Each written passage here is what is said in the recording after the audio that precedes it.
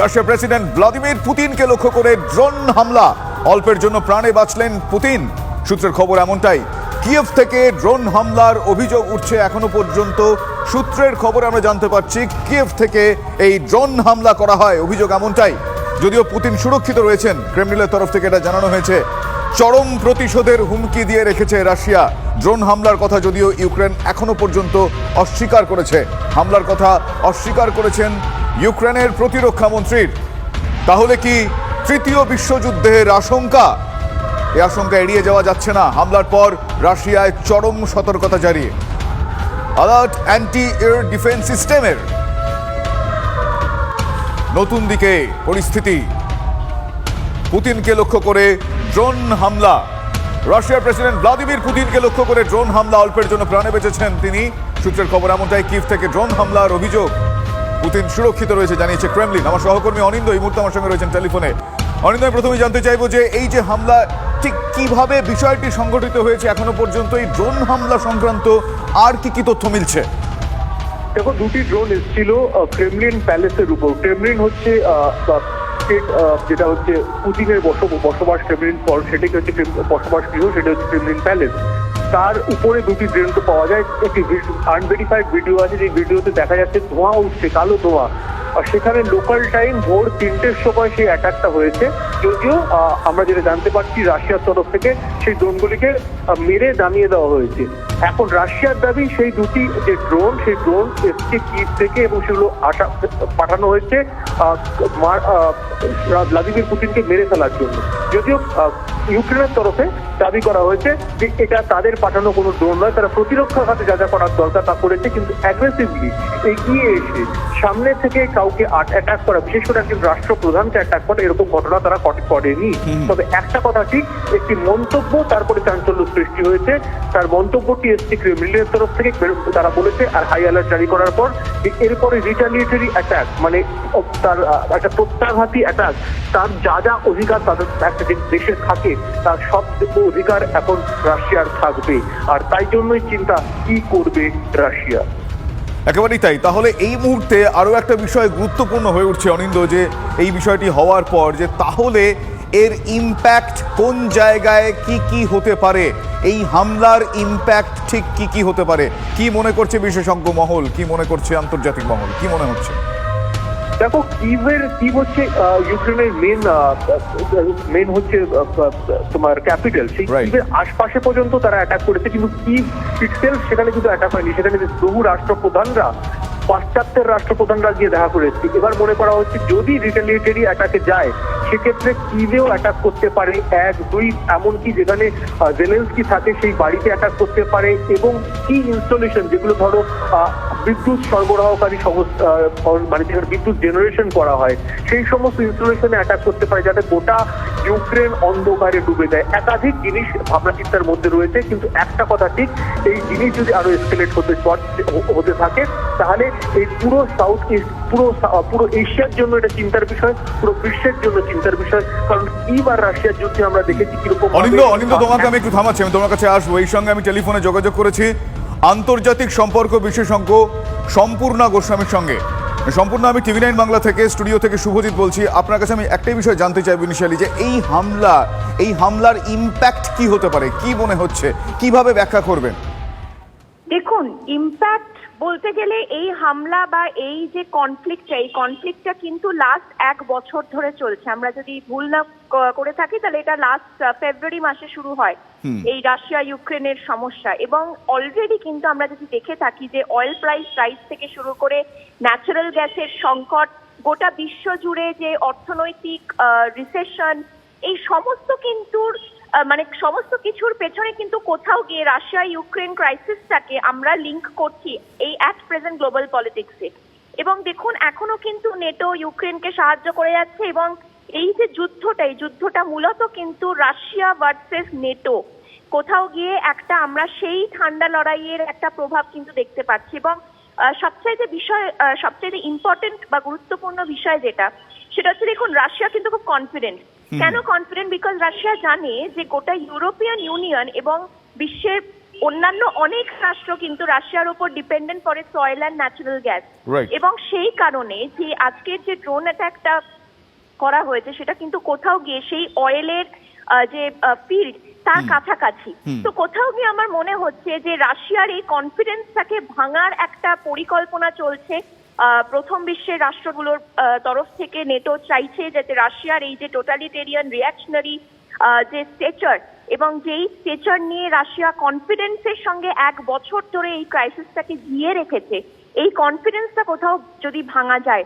এবং ইতিমধ্যে আমরা দেখছি যে রাশিয়ার সঙ্গে চায়না যেভাবে একটা অ্যালায়েন্স তৈরি করে বিভিন্ন প্রান্তে, বিশ্বের বিভিন্ন প্রান্তে তারা একটা টেসিট ইন্টারভেনশন করে যাচ্ছে, এটা থেকে একটা বিষয় খুব পরিষ্কার যে আমাদের যে ওয়ার্ল্ড পলিটিক্স, গ্লোবাল পলিটিক্স, সেই গ্লোবাল পলিটিক্সে কিন্তু একটা বিশাল আকারের শিফট আসতে চলেছে আগামী দিনে। বেশ, আরো একটা বিষয় সম্পূর্ণ বলুন যে আপনি যে বিষয়টি বললেন যে ঠিক যে জায়গায় একটা রাষ্ট্র কনফিডেন্ট সেই জায়গাটা থেকে আঘাত করার চেষ্টা, তাহলে এক্ষেত্রে রাশিয়ার তরফ থেকে কি কি পদক্ষেপ হতে পারে বলে মনে হচ্ছে? দেখুন, রাশিয়া একটা বিষয় আমাদের বুঝতে হবে যে রাশিয়ার ডিফেন্স যে ক্যাপাবিলিটি সেটা কিন্তু ভীষণ স্ট্রং, এবং যতই রাশিয়ার এই কনফিডেন্স, এই ফুয়েলের রাশিয়া জানে যে অনেক দেশ, ইনফ্যাক্ট ইউনাইটেড স্টেটস অফ আমেরিকাও কিন্তু ইনডাইরেক্টলি রাশিয়ার অয়েল ইম্পোর্ট করছে। কিভাবে? ইন্ডিয়ার থেকে। ইন্ডিয়া যে রাশিয়ান অয়েলটা রিফাইন করছে, সেই রিফাইন্ড অয়েলটা ইউএস ইম্পোর্ট করছে, এবং সেই কারণে কিন্তু ইন্ডিয়ার অয়েল ইম্পোর্টটাকে ব্যান করেনি ইউএস। তো সেখানে দাঁড়িয়ে রাশিয়া খুব ভালো করেই জানে যে ডাইরেক্টলি হোক ইনডাইরেক্টলি হোক the entire world is dependent on Russia. তো যতই এই কনফিডেন্সে হানা করার চেষ্টা করুক, রাশিয়ার যে ডিফেন্স ক্যাপাবিলিটি এবং রাশিয়া যেভাবে ফুয়েলের দিক থেকে কোথাও গিয়ে একটা মারাত্মক অ্যাডভান্টেজাস পজিশনে আছে, এই জায়গায় দাঁড়িয়ে নেটোর পক্ষে কিন্তু এই মুহূর্তে রাশিয়ার কনফিডেন্স ভাঙাটা যথেষ্ট কঠিন হবে। এবং যতই ক্রেমলিনে আঘাত হোক, যতই পুতিনকে একটা ড্রোন হামলার মুখোমুখি করা হোক না কেন, আমার মনে হয় না রাশিয়া এই মুহূর্তে কোনো রকম ভাবে কোনো ব্যাকফুটে রয়েছে বলে। অনেক ধন্যবাদ সম্পূর্ণ আমাদের সঙ্গে কথা বলার জন্য। আমি কথা বলছিলাম আন্তর্জাতিক সম্পর্ক বিশেষজ্ঞ সম্পূর্ণা গোস্বামীর সঙ্গে। তিনি কিন্তু খুব স্পষ্টভাবে উল্লেখ করলেন যে রাশিয়া এই মুহূর্তে কনফিডেন্ট। রাশিয়া কনফিডেন্ট যে জায়গায়, যেই উপাদানে এবং যেই মজুতের রাশিয়া কনফিডেন্ট, সেই জায়গায় আঘাত হানার চেষ্টা হয়েছে ঠিকই, কিন্তু সেই বিষয়টাকে তারা সামলে নিতে পারবেন বলে তিনি মনে করছেন। আমার সঙ্গে এই মুহূর্তে সরাসরি রয়েছেন গ্রুপ ক্যাপ্টেন আর কে দাস। মিস্টার দাস, আপনাকে স্বাগত জানাই TV9 বাংলায়। আমি শুভজিৎ বলছি TV9 বাংলা স্টুডিও থেকে। আপনার কাছে আমি সরাসরি জানতে চাইবো যে আজকে যেই হামলা হলো, সেই হামলার কি ইম্প্যাক্ট পড়তে পারে, কেন হলো, এবং এর সম্ভাবনা কি কি হতে পারে, কিভাবে দেখছেন, প্লিজ যদি একটু ব্যাখ্যা করেন। দেখো, এই যুদ্ধটা যেটা চলছে রাশিয়া এবং ইউক্রেনের মধ্যে 1 বছর 2 মাস হয়ে গেছে। ফেব্রুয়ারি 22 শুরু হয়েছিল, আজ প্রায় 14 মাস হয়ে গেছে যুদ্ধ কিন্তু অব্যাহত, মানে কন্টিনিউয়াসলি চলে যাচ্ছে। এবং এখন পর্যন্ত কিন্তু বোঝা যাচ্ছে না কি ultimately who will be the victor. Russia যেই অবজেক্টিভ নিয়ে শুরু করেছিল, ওরা কিন্তু এখন পর্যন্ত they have not reach the finality.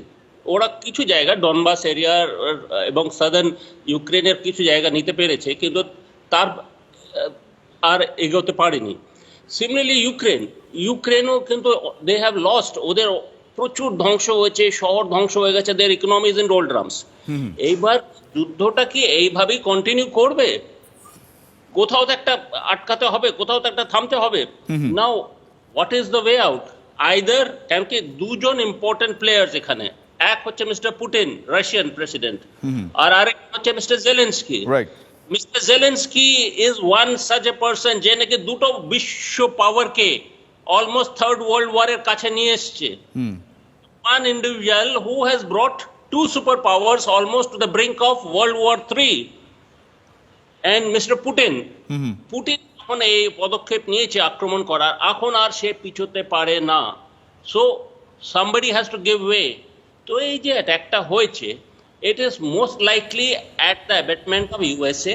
Mister Das, আমি আপনাকে একটু থামাচ্ছি। ইউক্রেন প্রেসিডেন্ট এই মুহূর্তে জরুরি বৈঠকে বসেছেন, সেই ছবি এই মুহূর্তে সরাসরি TV9 বাংলার পর্দায়।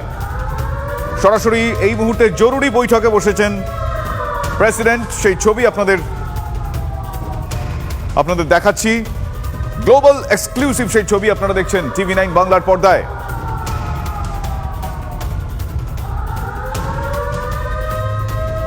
মস্কোয় একমাত্র বাংলা চ্যানেল TV9, মস্কোয় একমাত্র বাংলা চ্যানেল TV9। আমাদের প্রতিনিধি মনীষ সেখানে রয়েছেন, কিন্তু এই মুহূর্তে জরুরি একটি বৈঠকে বসেছেন প্রেসিডেন্ট। ইউক্রেন প্রেসিডেন্ট জেলেনস্কি এই মুহূর্তে বিশেষ এবং জরুরি একটি বৈঠকে, সেই বৈঠকের ছবি আপনারা দেখছেন এই মুহূর্তে TV9 বাংলার পর্দায়।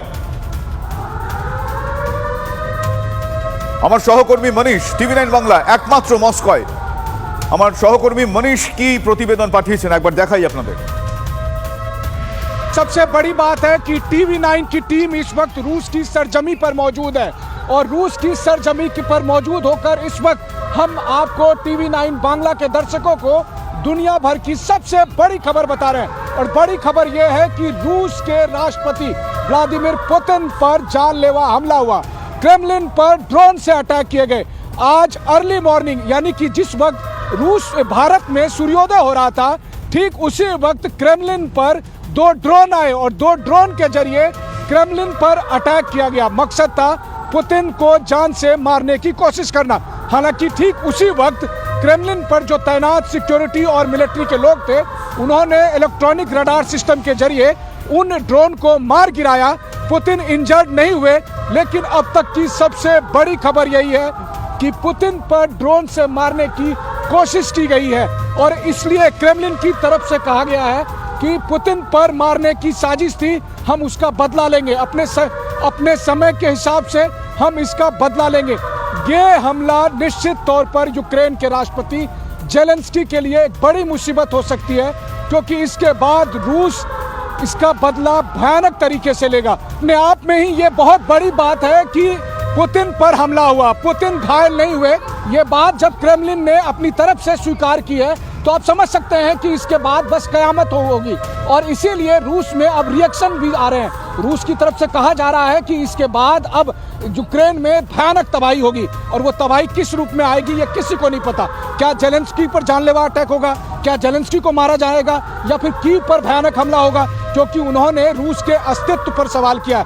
याद करिए, युद्ध होने से पहले क्या कहा जाता था क्रेमलिन की तरफ से? तब कहा जाता था कि अगर हमने यूक्रेन पर हमला नहीं किया होता तो मॉस्को में आकर मिसाइल गिरती। मिसाइल तो नहीं गिरे, लेकिन क्रेमलिन पर ड्रोन आकर गिर गया। और इसी वजह से रूस में सब तरफ अब अलर्ट घोषित कर दिया गया है। रूस की आर्मी को तैयार रहने के लिए कहा गया है।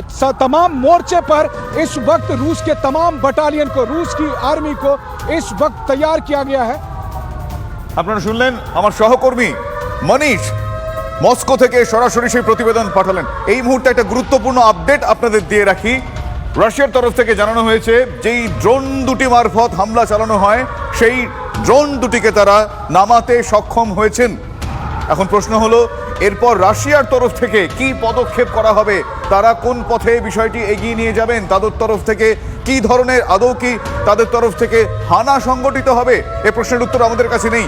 আন্তর্জাতিক সম্পর্ক বিশেষজ্ঞদের কাছ থেকে আমরা সে প্রশ্নের উত্তর খোঁজার চেষ্টা করছি। আজকে পুতিনের ওপর এই হামলা, পুতিনের ওপর আজকে এই হামলার কি কি ইম্প্যাক্ট হতে পারে, কোন দিকে গড়াতে পারে পরিস্থিতির জল, বিশেষজ্ঞদের কাছ থেকে আমরা জানার চেষ্টা করছি। শুধু তাই নয়, আমাদের শুধুমাত্র TV9 বাংলার প্রতিনিধি রয়েছেন মস্কোতে। মস্কো থেকে সরাসরি আপনাদের সে প্রতিবেদন আমি জানালাম। গ্রুপ ক্যাপ্টেন দাস রয়েছেন আমাদের সঙ্গে। ক্যাপ্টেন, আপনার কাছ থেকে আমি আরও একবার জানতে চাইবো, তাহলে কি ইম্প্যাক্ট হতে পারে, আরও একবার একটু ক্লিয়ারলি বোঝার চেষ্টা করব। এই হামলার পরবর্তী কি কি সিন, কি কি সিনারিও, সম্ভাবনাময় দিকগুলো কি দিচ্ছে, যদি আপনি আপনার অভিজ্ঞতা থেকে একটু বলেন প্লিজ। যা আজকে হয়েছে, এটা কিন্তু ফলাফল খুব ভয়ানক হতে পারে। ভয়ানক এই জন্য, there will be an immediate and urgent attack by Russia.